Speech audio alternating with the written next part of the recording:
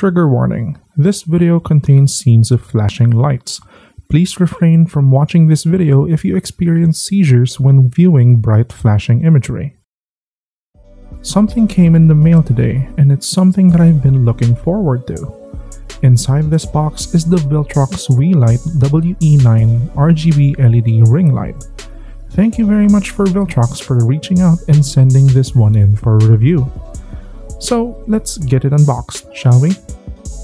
So the Weeylite WE-9 comes in a standard clamshell style cardboard box with a simple sticker at the front with all of its details. So apparently it can do color temperatures from 2500 to 8500 Kelvin.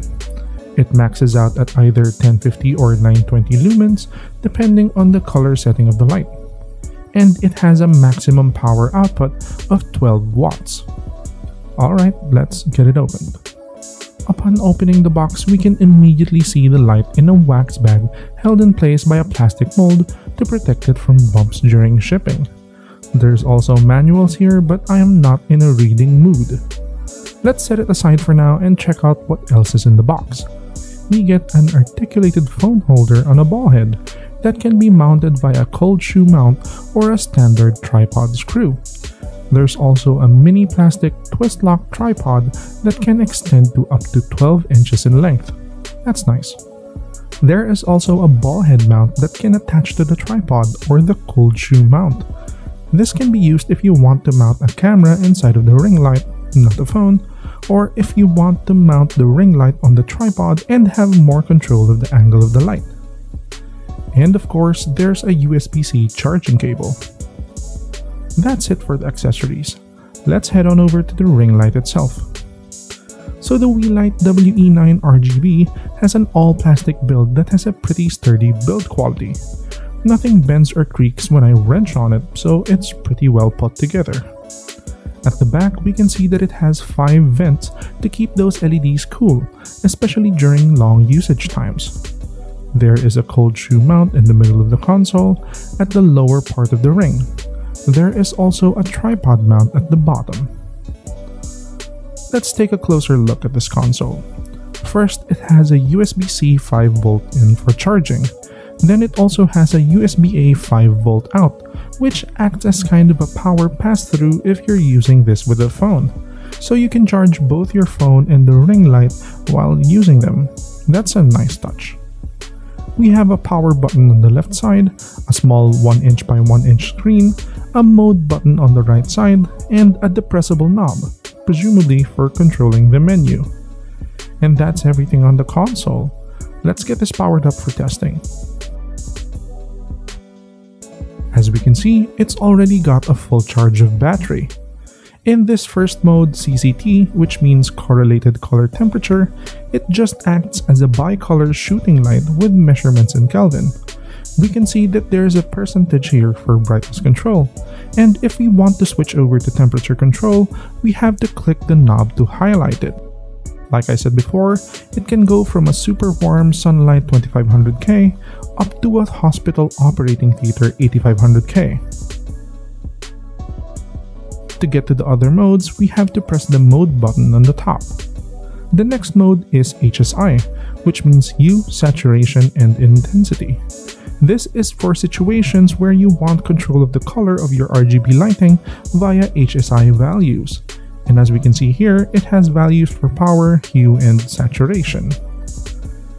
The next mode is RGBW, which is similar to HSI in control, but instead of setting a color and light power, it gives you more granular control of the LEDs in the ring light by allowing you to assign different power values to each light. The scale is from 0 to 100, so you really have fine control over the colors. The next mode is Scene Mode, which is a bit more of a fun application for the light. Here we can select the power output, animation speed, and scene of the light. The different scenes are represented by icons and can be referenced in the phone app, which I'll show later. And lastly, if you long press the mode button, it will activate remote control mode. It will function as a Bluetooth receiver and will pair with the phone app that I have conveniently downloaded before shooting. To use the phone app, we have to make the channel and the GR the same on both the app and the ring light. I'm also going to use this in English mode since I do not read Chinese. Then from there, we can start controlling the Weeylite WE-9 RGB remotely. The app functions generally the same with the onboard console, just with more quick settings and no RGBW mode. On CCT mode, it has preset temperature options for sunlight, indoors, flash, and cloudy and whatnot. On HSI mode, there is a useful color wheel if you want to set the color of the light quickly. And lastly, on scene mode, we can see the names of the presets. There's flash, which kind of simulates lightning, I think. Then there's firework, which cycles through different colors. I don't get it. There's a burst scene, which strobes between a strong white light and a low orange light. Blink is the same as burst, but instead of a low orange light, it's just white. Flame is the opposite. It's all orange and pulses at much more random intervals. Made to simulate the light of a campfire, maybe. Filming is clearly made to look like camera flashes. TV is just more pulsing white and orange lights, but now at the same intensity. Welding lights start off bright and falls off in a curve. Curve 1 is just a flat rising brightness curve. Curve 2 is a positively sloped brightness curve. Curve 3 is a negatively sloped brightness curve. And curve 4 is a humped brightness curve. CTC stands for color temperature cycle, so it cycles from orange light to bluish white light. Alarm makes it look like police sirens. Movie cycles through red, green, and blue lights with a brightness curve. Rainbow cycles through the entire color spectrum. By far, this is my favorite one. Bar cycles through red, pink, and violet lights. You know, to set people in a drinking mood, perhaps. Birthday cycles through red and orange to set the festive mood.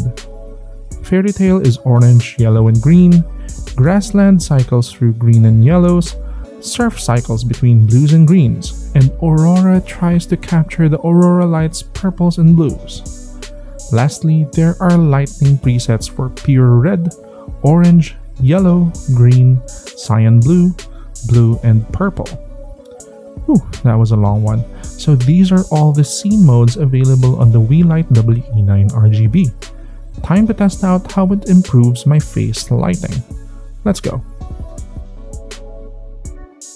So here's how my current face cam looks with just my standard lighting setup.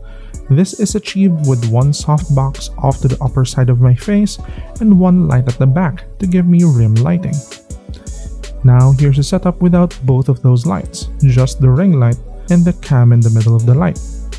It kind of makes me look like a fashion vlogger. I don't have the looks for that.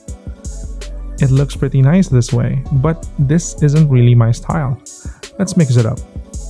In this setup, I replace the softbox with the ring light and turn on the rim lighting. I think that looks way better. I'm sure I can pull off more looks with this once I start exploring it for more outputs. But for now, I can say that the Weeylite WE-9 RGB works well and is a very feature-laden shooting light. So that's my unboxing and first impressions of the Weeylite WE-9 RGB ring light. Do you have any questions about it that you would like to be answered in the full review? Comment it down below and I'll do my best to answer it. While you're there, give this video a like, subscribe to my channel for more straight-to-the-point videos like this.